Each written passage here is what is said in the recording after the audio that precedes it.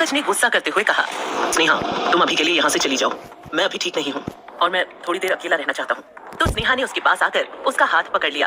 स्नेहा ने कहा, देखो मुझे पता है कि तुम काफी ज्यादा सदमे में हो, लेकिन मैं इस बुरे वक्त में तुम्हारा सहारा बनना चाहती हूँ। पंकज काफी परेशान था। एक तो उसका सब कुछ नष्ट हो चुका था और ऊपर से ये उसके प्यार में पागल लड़की उसको आराम से जीने नहीं दे रही थी। पंकज ने चिढ़ते हुए कहा, मुझे नहीं चाहिए तुम्हारा सहारा, तुम अभी के अभी यहाँ से चली जाओ प्लीज। स्नेहा ने पंकज को समझाते हुए कहा, देखो पंकज, मुझे पता है कि तुम इस वक्त काफी ज्यादा गुस्से में हो, लेकिन नेहा इतना ही बोल पाई थी कि पंकज इस बार जोर से चिल्लाया, लेकिन वेकिन कुछ नहीं। पंकज ने अपनी लाल आंखों से स्नेहा को वार्निंग देने वाले लहजे में अपनी बात जारी रखते हुए कहा, तुम अभी के अभी मेरे घर से निकल जाओ, मैं तुम्हारी शक्ल भी नहीं देखना चाहता, नहीं करता मैं तुमसे किसी भी तरह का प्यार। मैंने बस तुमसे प्यार का नाटक किया था ताकि मेरा मकसद पूरा हो सके, और मेरा मकसद था तुम्हारे जरिए मानसी के करीब जाना। स्नेहा ने पूछा, मानसी के करीब जाना? ये तुम क्या कह रहे हो? क्या तुम मेरे जरिए अपनी और मानसी की दोस्ती को ठीक करना चाहते थे? पंकज ने कहा, अरे बेवकूफ लड़की, मानसी कोई मेरी दोस्त नहीं है, मेरी दोस्त मर चुकी है। बात बस ये है कि वो बस मानसी के जैसी दिखती थी। मैंने मानसी को हिप्नोटाइज करवाया हुआ है और उसे ये एहसास दिलाया हुआ है कि वो मेरी दोस्त है। असल में वो मेरी दोस्त है ही नहीं, मुझे बस सक्षम को तबाह करने के लिए इस लड़की की जरूरत थी। अब समझे तुम? ना ही वो मेरी दोस्त है और ना ही मैं तुमसे प्यार करता हूँ, इसलिए भगवान के लिए मुझे अकेला छोड़ दो और यहाँ से निकल जाओ। पंकज इस बार काफी रूड था। उसने गुस्से में स्नेहा से सब कुछ कह दिया था। स्नेहा की आंखों में आंसू थे और उसने ऐसे पंकज को देखा जैसे वो चाहती हो कि पंकज अभी ये कह दे कि ये सब झूठ है, लेकिन पंकज ने उसकी तरफ एक बार भी नहीं देखा। स्नेहा के कदम लड़खड़ाए और वो वहाँ से भाग गई। उसे पहले लगा कि शायद पंकज ये सब गुस्से में कह रहा है, लेकिन उसकी आंखों में और उसके बर्ताव को देखकर बिल्कुल भी ये नहीं लग रहा था कि वो ये सब गुस्से में कह रहा है। स्नेहा का दिल भर आया था। उसे यकीन नहीं हो रहा था कि उसके साथ इतना बड़ा धोखा हुआ है। उसकी सांसें फूल चुकी थी और वो वहाँ से जल्द निकलना चाहती थी। उसने जैसे तैसे अपनी स्कूटी स्टार्ट की और सड़क से कुछ दूर एक खाई के पास रोक दी। उसको समझ में नहीं आ रहा था कि वो क्या कर रही थी। वो खाई के सामने खड़ी थी और जोर जोर से रो रही थी। वो सच में उस लड़के से प्यार करने लगी थी, बहुत ज्यादा प्यार करने लगी थी। पंकज ने इन दिनों में उसके साथ काफी अच्छा बिहेव किया था और उसे काफी ज्यादा खुशी भी दी थी। उसका उन सब चीजों का प्यार समझना बहुत बड़ी गलती थी, लेकिन वो अपने दिल को कैसे कंट्रोल कर सकती थी? एक दिल का टूटना क्या होता है, स्नेहा को आज पहली बार पता लगा था। स्नेहा जोर जोर से चीख रही थी और उसके पैर खुद ब खुद लगातार खाई की तरफ बढ़ रहे थे। अगर वो आज मर भी जाए तब भी उसे कोई दर्द नहीं होगा। ये मरने का दर्द उसके दिल टूटने के दर्द से काफी कम होगा। लेकिन जैसे ही उसने अपने कदम आगे की तरफ बढ़ाए और वो जैसे ही कूदने वाली थी, किसी ने उसका हाथ पीछे से पकड़ लिया और कुछ ही देर में वो किसी की बाहों में थी। उसने अपनी नजरें उठाकर देखा तो वो कोई हैंडसम लड़का था। उसे देखकर ऐसा लग रहा था जैसे वो उसे जानती हो, लेकिन उसने इस वक्त इस पर ज्यादा ध्यान नहीं दिया। नेहा ने उस लड़के से दूर हटते हुए कहा, छोड़ो मुझे, छोड़ो मुझे, मर जाने दो। उस लड़के ने कहा, क्या तुम पागल हो? तुम मरना क्यों चाहती हो? तो स्नेहा जोर जोर से रोने लगी। नेहा ने हाथ जोड़ते हुए कहा, मुझे छोड़ दो प्लीज, मुझे मर जाने दो। लेकिन उस लड़के ने स्नेहा की एक न सुनी और ना ही उसे छोड़ा। उसने स्नेहा को समझाते हुए कहा, तुम पागल हो गई हो, धैर्य से काम लो। तो वो उसी की बाहों में जोर जोर से रोने लगी। अब वो उसके सीने से लगी हुई थी और जोर जोर से रो रही थी। स्नेहा ने सिसकते हुए कहा, वो मुझसे प्यार नहीं करता था, उसने सिर्फ मुझे इस्तेमाल करने के लिए प्यार किया। उस लड़के ने स्नेहा को देखते हुए पूछा, अच्छा तो तुम्हारा दिल टूटा हुआ है, लेकिन इसका मतलब ये थोड़ी ना है कि तुम मर जाओ। क्या तुम्हारी जिंदगी में सिर्फ वही एक लड़का रह गया था जिसके सहारे तुम अपनी जिंदगी को जी रही थी? क्या तुम्हारे माँ बाप नहीं है? क्या तुम्हारे और कोई करीबी नहीं है जो तुम्हें प्यार करते हैं? क्या एक वही लड़का है तुम्हारी जिंदगी में जिसके सहारे तुम आज तक जी रही थी? लड़के की बात सुनकर स्नेहा चुप हो गई। उसको याद आया कि उसके माँ बाप उससे कितना प्यार करते हैं, उसकी हर इच्छा पूरी करते हैं और उसके दोस्त मानसी और तनु उस पर जान छिड़कती हैं। उसने पहले भी मानसी के साथ उस लड़के की वजह से बुरा बर्ताव किया है। वो कैसे एक लड़के के पीछे इतनी पागल हो गई थी कि अपनी जान देने चली थी। कुछ देर तक स्नेहा इसी तरह से रोती रही, लेकिन फिर थोड़ी देर बाद वो काफी हद तक चुप हो गई। वो अभी भी उस आदमी के गले लगी हुई थी और उसे सुकून मिल रहा था। तभी उस आदमी ने धीरे से कहा, चले अब। स्नेहा ने अपनी गर्दन हाँ में हिला दी। उसके बाद वो उस आदमी से दूर हुई और उसने उसका चेहरा ध्यान से देखा। फिर स्नेहा ने कहा, मुझे ऐसा क्यों लग रहा है कि जैसे मैंने आपको कहीं देखा है? उस लड़के ने कहा, हाँ हम पहले भी मिल चुके हैं। मैं सक्षम ओबेरॉय का पर्सनल असिस्टेंट हूँ और मेरा नाम कार्तिक है। मैं एक दिन कॉलेज आया था, शायद आपने वहाँ मुझे देखा होगा। ये सुनकर स्नेहा को कुछ याद आया, इसीलिए उसे वो आदमी जाना पहचाना लग रहा था। उसके बाद कार्तिक ने अपनी जेब से रुमाल निकाला और स्नेहा की तरफ बढ़ाते हुए कहा, ये लो, साफ कर लो। स्नेहा ने अपने हाथ से ही अपने आंसू साफ करते हुए कहा, नहीं ठीक है। कार्तिक ने कहा, मैं आंसू की बात नहीं कर रहा हूँ, तुम्हारी नाक भी बह रही है। तो स्नेहा ने एकदम से रुमाल खींच लिया और उसे घूरते हुए देखने लगी। स्नेहा ने कहा, थैंक्स मुझे बचाने के लिए। स्नेहा सच में कार्तिक की शुक्रगुजार थी, क्योंकि अगर आज वो नहीं आता तो वो पता नहीं क्या कर लेती। कार्तिक ने कहा, इसमें थैंक्स कहने की कोई बात नहीं है, मैं तो बस यहाँ से गुजर रहा था, अचानक से मेरी नजर तुम पर पड़ी तो मैं जल्दी से यहाँ आ गया। क्या तुम अब ठीक हो? या तुम अकेली घर जा सकती हो, या फिर मैं तुम्हें छोड़ दूं? नहीं, अब मैं ठीक हूँ, अब मैं चली जाऊंगी। स्नेहा ने कहा तो कार्तिक ने भी अपनी गर्दन हिला दी, लेकिन तभी स्नेहा को पंकज की बात याद आई और उसने जाते हुए कार्तिक की बाजू पकड़ ली। कार्तिक ने पूछा, क्या हुआ? स्नेहा ने कहा, वो मुझे तुमसे कुछ बात करनी है। कुछ देर बाद कार्तिक अपने सामने मौजूद खाई में अपने सामने मौजूद पत्थर फेंक रहा था। अभी अभी जो भी बात स्नेहा ने उसे बताई थी वो काफी ज्यादा शॉकिंग थी। वो बस इतना ही जानता था कि पंकज गुप्ता को उसके बॉस ने ही बैंक करप्ट करवाया है, लेकिन उसे ये नहीं पता था कि मानसी के साथ इतनी बड़ी प्रॉब्लम चल रही है। उसको सोच में डूबा हुआ देखकर स्नेहा ने उसे हिलाते हुए कहा, कहाँ खो गए तुम? क्या तुम्हें इस बारे में कुछ पता है? स्नेहा के हिलाने से कार्तिक अपने ख्यालों से बाहर आया और उसने कहना शुरू किया, पंकज गुप्ता की दुश्मनी पहले से ही सक्षम सर के साथ थी, इसलिए उन्होंने उसे बैंक करप्ट करवा दिया। लेकिन मानसी मैडम के साथ इतना कुछ हुआ है इसकी मुझे जानकारी नहीं है, और सक्षम सर की फितरत भी ऐसी नहीं है कि वो मुझे पर्सनली ये सब बताएं। लेकिन जैसे तुमने कहा कि पंकज ने तुमसे कहा कि उसने मानसी को हिप्नोटाइज किया हुआ है, तो ये सच हो सकता है, क्योंकि कल ही बॉस ने विदेश से एक बड़े मनोचिकित्सक को यहाँ बुलाया था। पहले तो मुझे ये समझ में नहीं आया कि सक्षम सर को एक मनोचिकित्सक की क्या जरूरत पड़ गई, लेकिन अब शायद मैं इन कड़ियों को जोड़ पा रहा हूँ। कार्तिक की बात सुनने के बाद स्नेहा ने डरते हुए कहा, मानसी तो ठीक होगी ना? कार्तिक ने कहा, मैं तुम्हें जल्द ही पता करके सब कुछ बताता हूँ, तुम अपना नंबर मुझे दे दो। स्नेहा ने जल्दी से कार्तिक को अपना नंबर दे दिया। जब वो जा रहे थे तभी स्नेहा को कार्तिक की बात याद आई कि उसने अभी अभी क्या कहा था। स्नेहा ने कार्तिक को रोकते हुए कहा, रुको, तुमने अभी कहा कि पंकज को सक्षम ने दिवालिया करवाया है? कार्तिक ने कहा, हाँ, उन्होंने मुझे ही ये काम सौंपा था। स्नेहा ने उसे हैरानी से देखा और फिर उसके चेहरे पर एक मुस्कुराहट आ गई। Dry skin is not just on the surface. The problem goes deeper. It's the moisture loss from the inner layers of your skin that causes this dryness. That's why I only recommend Venusia Max Moisturizer. The 4 natural butters in this scientifically proven formula hydrate your skin from deep within, keeping the moisture locked in and giving you up to 24 hours of intense moisturization. Try Venusia Max now. Sneha ने कार्तिक से कहा, मतलब मेरी आंखों के सामने पंकज का असली चेहरा लाने में तुम्हारा भी बड़ा हाथ है? ये कहते हुए उसने जल्दी से कार्तिक के गाल पर एक किस कर दिया। कार्तिक हैरानी से अपनी जगह जम गया था। फिर स्नेहा अपनी स्कूटी के पास गई और उसने जल्दी से स्कूटी स्टार्ट की और वहाँ से निकल गई। लेकिन कार्तिक अभी भी अपनी जगह पर जमा हुआ था। मानसी की नींद अभी तक भी नहीं खुली थी, वो बेहोश थी और सक्षम उसके पास ही बैठा हुआ था। उसने अपना लैपटॉप खोल रखा था और वो कुछ जरूरी काम कर रहा था। उसकी आंखों में कोई एक्सप्रेशंस नहीं थे और ना ही उसके चेहरे पर किसी तरह की कोई शिकन थी। बीच बीच में उसकी नजर मानसी पर जा रही थी। उसे यकीन था कि होश में आने के बाद मानसी काफी हद तक ठीक हो चुकी होगी। थोड़ी देर बाद ही मानसी की आंखें भी खुलने लगी। उसने धीरे धीरे करके अपनी आंखें खोली और सक्षम को अपने पास ही बैठा हुआ पाया। मानसी ने अंगड़ाई लेते हुए सक्षम से पूछा, तुम क्या कर रहे हो? मानसी की आवाज सुनकर सक्षम के चेहरे पर एक प्यारी सी मुस्कान थी। सक्षम ने बस इतना जवाब दिया, कुछ नहीं। वो समझ चुका था कि मानसी को पहले का कुछ भी याद नहीं है, क्योंकि जो पहले लड़की थी वो गुड़िया थी और अब जो है वो मानसी है। डॉक्टर के हिप्नोटिज्म का कुछ तो असर हुआ था जो मानसी के चेहरे पर साफ झलक रहा था। तभी मानसी एकदम से सक्षम के ऊपर झपट पड़ी और उसे गले लगाते हुए बोली, तुम आजकल मुझसे इतना दूर दूर क्यों रहते हो?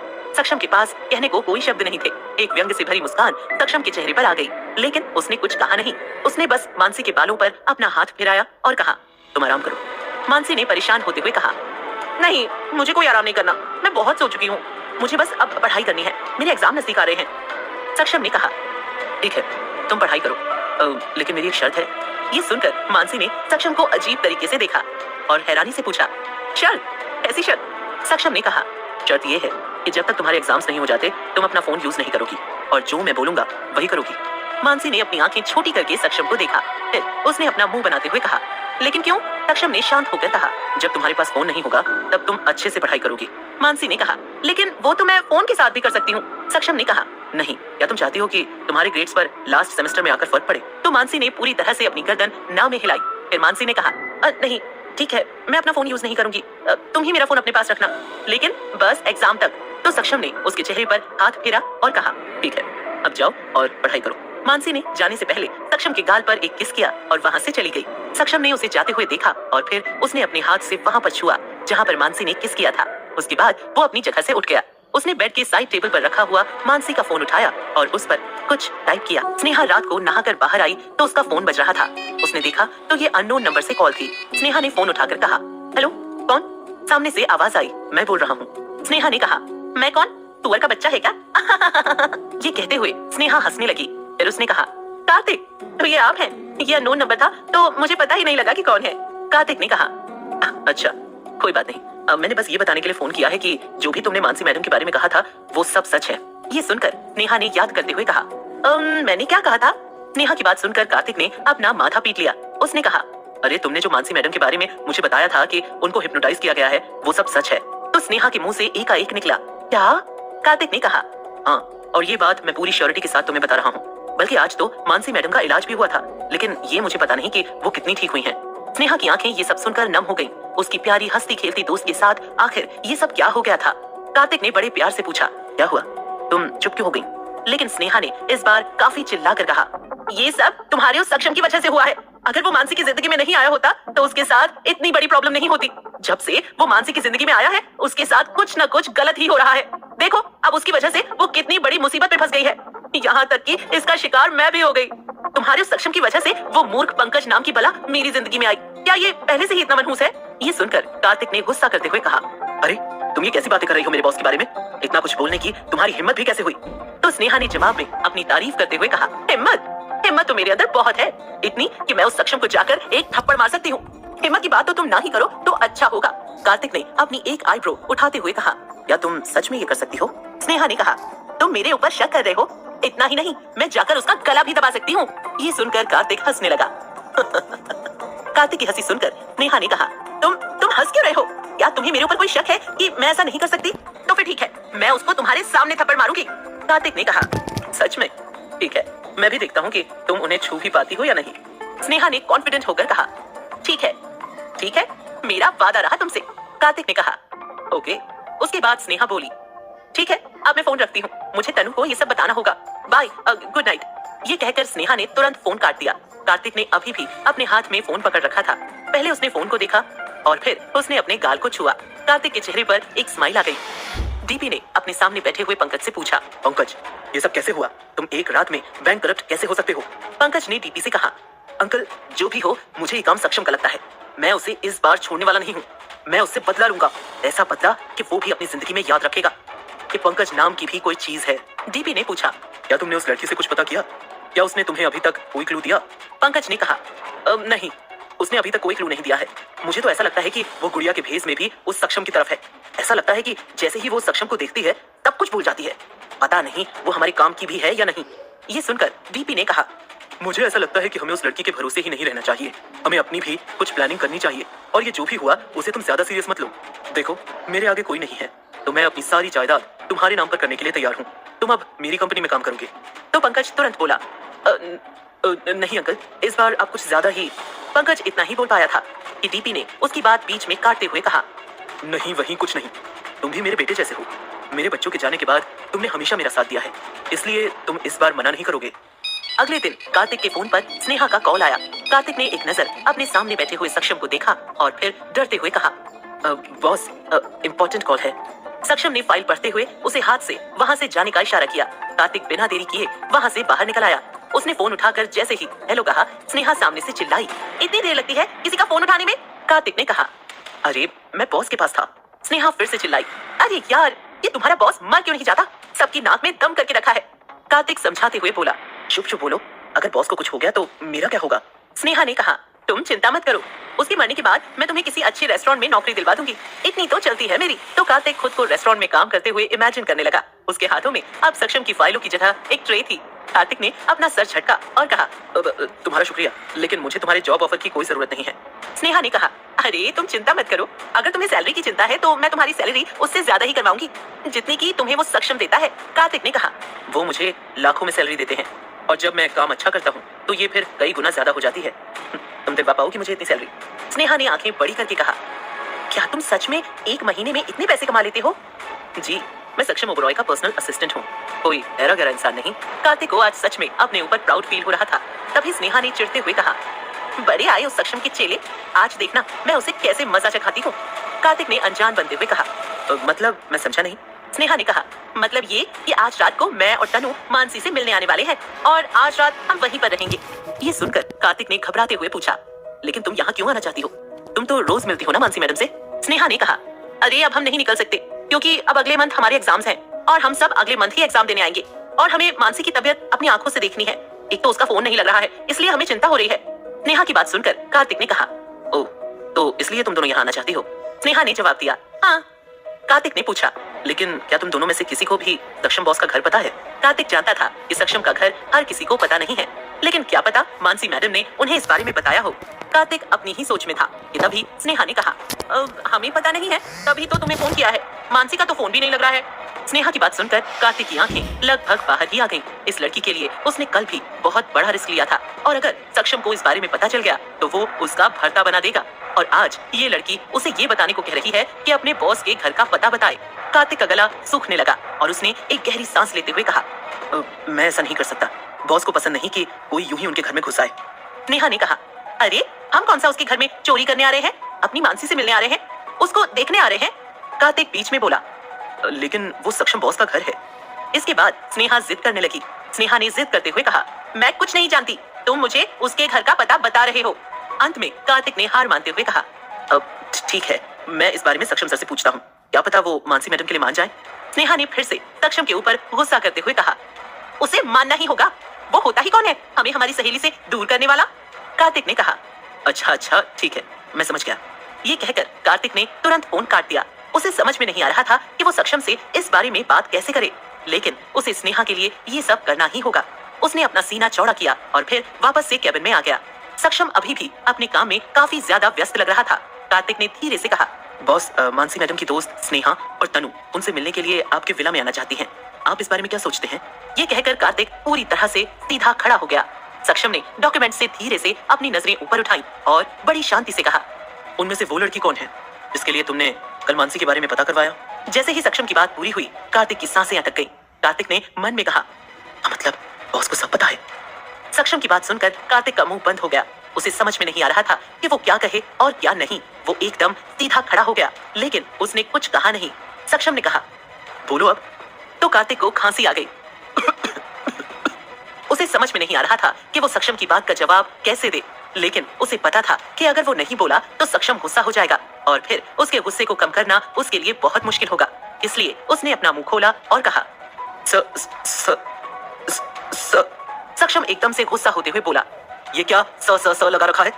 ठीक से बोलो। कार्तिक ने डरते हुए कहा, सर वो मानसी मैडम की दोस्त स्नेहा है, मैंने उसकी जान बचाई थी। वो उस पंकज गुप्ता के चक्कर में कूदने जा रही थी और मैंने उसे देख लिया, लेकिन उसने मुझे एक बात और बताई। उसने कहा कि पंकज गुप्ता ने मानसी मैडम के ऊपर हिप्नोटिज्म किया हुआ है, लेकिन वो श्योर नहीं थी, इसलिए उसने मुझसे कहा था इस बारे में पता करने के लिए। कार्तिक ने ये सारी बातें एक ही झटके में बोल दी। उसकी बात सुनकर सक्षम ने उसे घूर कर देखा और कहा, क्या तुमने मेरे पर्सनल असिस्टेंट की जॉब छोड़ दी है?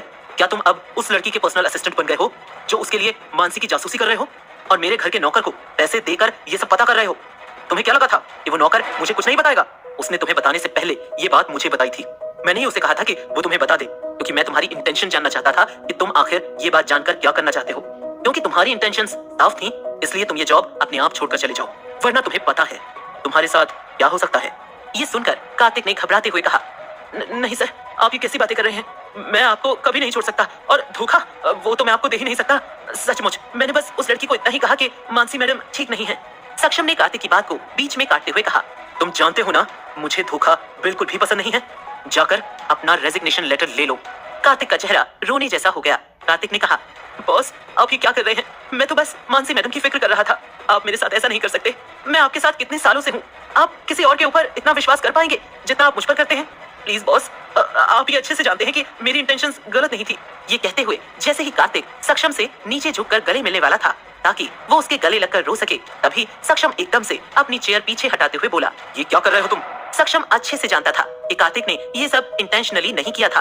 वो उसे जॉब से भी नहीं निकालना चाहता था, क्योंकि वो उसके साथ कई सालों से था और उसे उसकी वफादारी पर कोई शक भी नहीं था। कार्तिक ने कहा, बॉस मैं। कार्तिक इतना ही बोल पाया था कि सक्षम उसकी बात बीच में काटते हुए बोला, अब सीधे खड़े हो जाओ, इतने अजीब लग रहे हो रोते हुए। जैसे ही सक्षम ने ये कहा, कार्तिक एकदम से खड़ा हो गया। कार्तिक ने तन कर खड़े होते हुए कहा, ऑर्डर कीजिए बॉस, मैं आपको अपनी जान भी देने के लिए तैयार हूँ। सक्षम ने कहा, फिलहाल अभी जान देने की जरूरत नहीं है, जब उसकी जरूरत होगी तो मैं बिना संकोच के मांग लूंगा।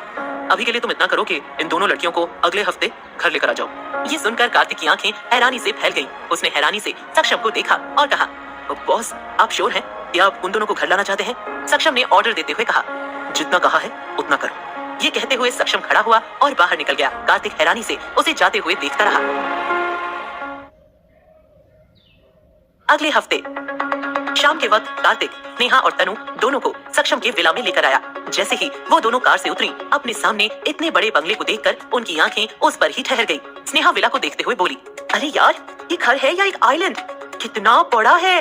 कार्तिक ने कहा, ये तो कुछ भी नहीं है, बॉस के पास इससे भी बड़े बड़े घर हैं, लेकिन ये उनका सबसे पसंदीदा है, इसलिए वो यहीं रहते हैं। ये सुनकर स्नेहा ने कहा, ठीक है, अब उसकी तारीफ करना बंद करो, इतना भी खास नहीं है वो। उसके बाद स्नेहा की नजर गेट पर मौजूद हट्टे कट्टे बॉडीगार्ड्स पर गई, तो वो फिर से बोली, कितने डरावने दिखते हैं ये लोग, पता नहीं मानसी कैसे यहाँ रहती होगी। कार्तिक ने बड़े आराम से कहा, पहले वो भी यहाँ से भाग जाना चाहती थी, लेकिन फिर उन्हें बॉस से प्यार हो गया, अब उन्हें यहाँ कुछ भी अजीब नहीं लगता। ये सुनकर स्नेहा ने घूरते हुए कार्तिक की बात को काट कर कहा, तुम्हारे पास हर सवाल का जवाब है। कार्तिक एटीट्यूड में बोला, हाँ तो मैं उनका पर्सनल असिस्टेंट हूँ। स्नेहा ने धीरे से कहा, अरे काहे के पर्सनल असिस्टेंट हो? तुम्हें वो किसी गली के कुत्ते से कम नहीं समझता, जो उसके पीछे तुम हिलाता रहता हो। और ये कहते हुए स्नेहा गेट के अंदर आ गई। अंदर आते ही स्नेहा के पैर पर अचानक से कुछ गिरा। स्नेहा अपने ही ध्यान में थी, लेकिन जब उसे एहसास हुआ तो उसने एकदम से नीचे देखा। उसके पैर पर एक इंसान की बाजू थी। वो चिल्लाते हुए एकदम से पीछे हटी और उसने ध्यान से देखा, वो सचमुच किसी इंसान की बाजू थी। पीछे से जब कार्तिक और तनु भी अंदर आए तो वो भी अपने सामने का नजारा देखकर हैरान रह गए। तनु तो अपनी जगह पर बुत बनी खड़ी रह गई। अचानक से एक आदमी के दर्द से चिल्लाने की आवाज उनके कानों में पड़ी। उन सब की नजर आवाज की दिशा में गई। कुछ ही दूरी पर एक बिना बाजू का एक आदमी खड़ा था और उसके सामने सक्षम अपने हैंडसम चेहरे पर ब्लैक कलर के शेड्स चढ़ाए हुए था। सक्षम इस वक्त काफी ज्यादा डरावना लग रहा था। सक्षम के साथ में उसका बॉडीगार्ड खड़ा था, जिसने अभी अभी उस आदमी की बाजू काटी थी। उसके हाथ में खून लगा हथियार भी था। तभी वहाँ सक्षम की आवाज गूंजी और उसने बिना किसी एक्सप्रेशन के कहा, मेरे साथ धोखा करने का अंजाम यही होता है, आइंदा से याद रखना। और ये कहकर वो वहाँ से जाने को हुआ। तभी उसकी नजर वहाँ पर खड़ी हुई तनु और स्नेहा पर गई, जो डर के कारण बस बेहोश होने की कगार पर थी। डर के कारण उन दोनों का पसीना छूट रहा था और वो दोनों सक्षम से काफी ज्यादा घबरा रही थी। उन्होंने ऐसा नजारा आज तक अपने सामने नहीं देखा था। कार्तिक नॉर्मल था, क्योंकि उसने पहले भी ऐसा नजारा देख रखा था। सक्षम धीरे धीरे से चलकर उनके पास आने लगा। सक्षम को पास आते हुए देखकर स्नेहा पीछे हटने लगी और वो तब तक पीछे हटती रही जब तक वो जाकर कार्तिक से टकरा नहीं गई। कार्तिक ने उसे संभालने के लिए उसकी दोनों बाजू पकड़ ली और कहा, धीरे से, तुम डर क्यों रही हो? बॉस तुम्हें खा नहीं जाएंगे। लेकिन मुझे एक बात याद आ रही है, तुम कह रही थी कि तुम बॉस को थप्पड़ मारोगी, उनका गला दबाओगी। स्नेहा ने हकलाते हुए कार्तिक से कहा, तुम मुझे जानबूझकर यहाँ लाए हो ना, ताकि मुझे मार दिया जाए? कार्तिक ने मुस्कुराते हुए कहा, नहीं, बिल्कुल नहीं, लेकिन तुम्हारी मदद कर सकता हूँ। तुम बॉस का गला दबाना चाहती थी, इसलिए मैं उन्हें तुम्हारी इच्छा बता सकता हूँ। कार्तिक की बात सुनकर स्नेहा ने अपनी गर्दन पूरी तरह से ना में हिला दी। नेहा ठीक से खड़ी भी नहीं हो पा रही थी।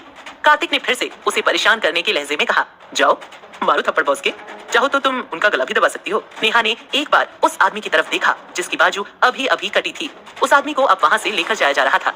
स्नेहा ने कार्तिक की तरफ देखा और फिर उसने सक्षम को देखा, जो अब उन तक पहुंच चुका था। सक्षम ने उनसे कुछ नहीं कहा, बल्कि सक्षम के पीछे खड़ा मान आगे आया और स्नेहा और तनु से बोला, मानसी मैडम को इस बारे में कुछ भी पता नहीं लगना चाहिए, समझ गए आप दोनों? इस वक्त स्नेहा और तनु कुछ बोलने की हालत में नहीं थी।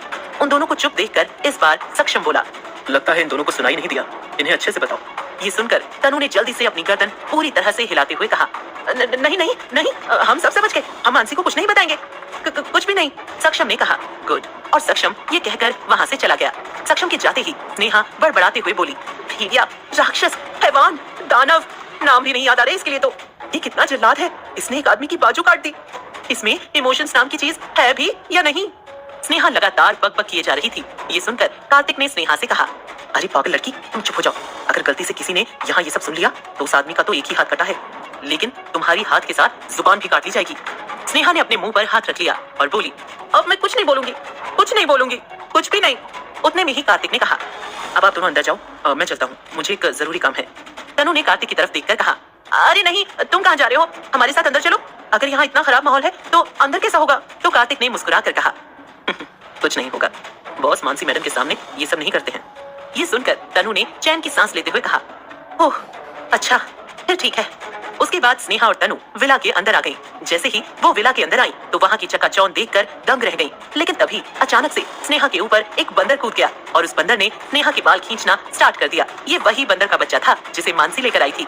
स्नेहा एक बार फिर से चिल्लाते हुए बोली, अरे एक बंदर, छोड़ो मुझे, छोड़ो। तभी वहाँ पर सक्षम के आदमी आ गए और उन्होंने उस बंदर को एक तरफ भगा दिया। स्नेहा ने चिढ़ते हुए कहा, अरे ये सब मेरे साथ क्यों हो रहा है। स्नेहा अब बहुत ज्यादा चिढ़ गई थी और तनु को उसके ऊपर हंसी आ रही थी। स्नेहा ने तनु को घूरते हुए कहा, तुम चुप करो वरना मैं तुम्हारा मुंह तोड़ दूंगी। तभी फिर से उनके आगे मान आ गया। मान को देखकर तनु ने धीरे से कहा, अब इस बंदर की ही कमी रह गई थी। मान ने तनु को घूरते हुए पूछा, जी आपने कुछ कहा। तनु ने सपाट होकर जवाब दिया, नहीं आपके कान बज रहे हैं, मैंने कुछ नहीं कहा है।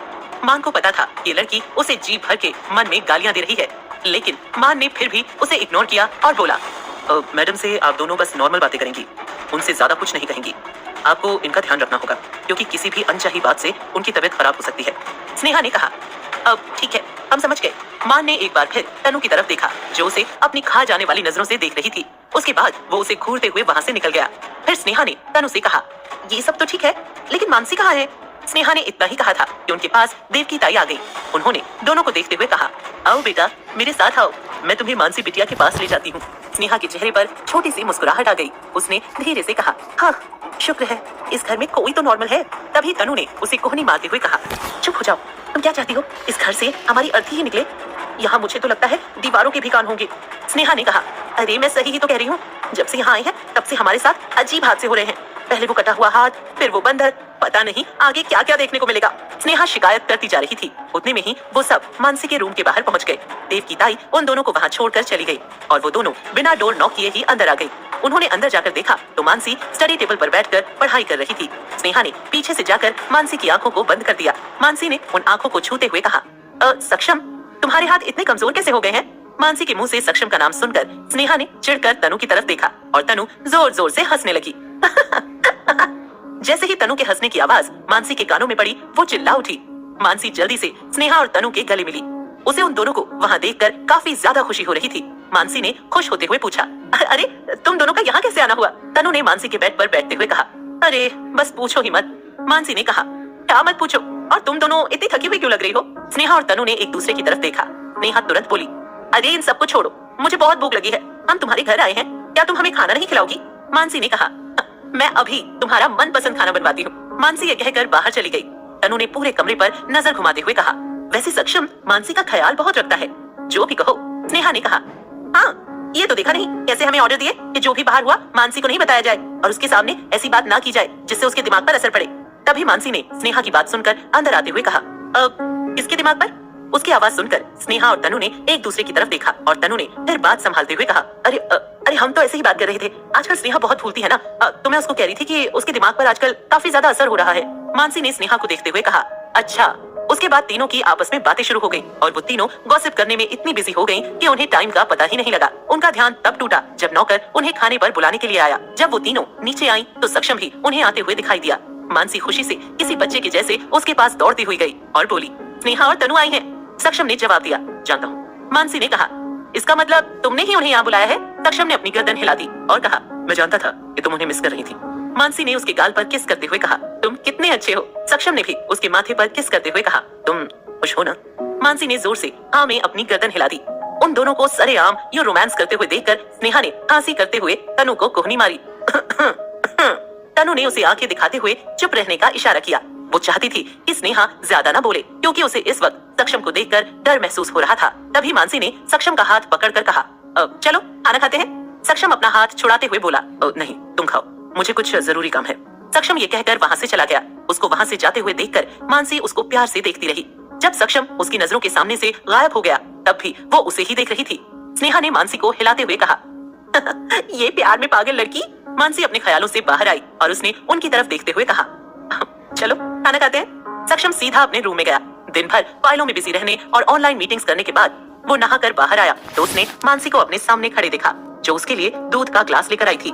सक्षम ने मानसी को ताना मारते हुए कहा, तुम आ गई तुम्हें मेरी याद। मानसी ने भी सक्षम की टांग खींचते हुए कहा, ओहो तो ओबराय साहब मेरी फ्रेंड से चिढ़ रहे हैं। सक्षम अपने बाल ड्राई करते हुए बोला, नहीं तो। मानसी जाकर पीछे से उसकी पीठ से लिपटते हुए बोली, तुम इतना बिजी क्यों रहते हो हमेशा। मुझे बहुत अकेला फील होता है तुम्हारे इस बड़े से घर में। मानसी ने शिकायत की तो सक्षम ने पीछे मुड़ते हुए उसे सीने से लगा लिया, लेकिन वो कुछ बोला नहीं। कुछ देर बाद उसने मानसी के चेहरे को पकड़ा और उसे डीप किस करने लगा। जब वो उससे अलग हुआ तो उसने कहा, जाओ, वो दोनों तुम्हारा इंतजार कर रही होंगी। मानसी ने तुरंत कहा, अब वो दोनों तो सो चुकी है। तो सक्षम बोला, तो तुम नहीं जाना चाहती? मानसी ने कहा, नहीं, मुझे तुम्हारे साथ कुछ अच्छा करना है। और ये कहते हुए मानसी ने अपने हाथ ऊपर उठाते हुए सक्षम के गले में डाल दिए। उसके बाद उसने सक्षम के होठों को हल्के से छुआ और फिर उसके गाल को किस किया। सक्षम की पकड़ मानसी की कमर पर मजबूत हो गई। उसने अपने लिप्स मानसी के गले पर रख दिए। सक्षम समय के साथ वाइल्ड होता जा रहा था और मानसी को पाने की चाह उसके चेहरे पर साफ दिख रही थी। वो मानसी को अपने बेड पर लेकर गया और उसे बेइंतहा चूमने लगा। मानसी के हाथ भी सक्षम की कमर पर घूम रहे थे। थोड़ी देर बाद उसके हाथों ने मूवमेंट करना बंद कर दिया तो सक्षम ने अपनी गर्दन ऊपर उठाकर देखा। मानसी सो चुकी थी।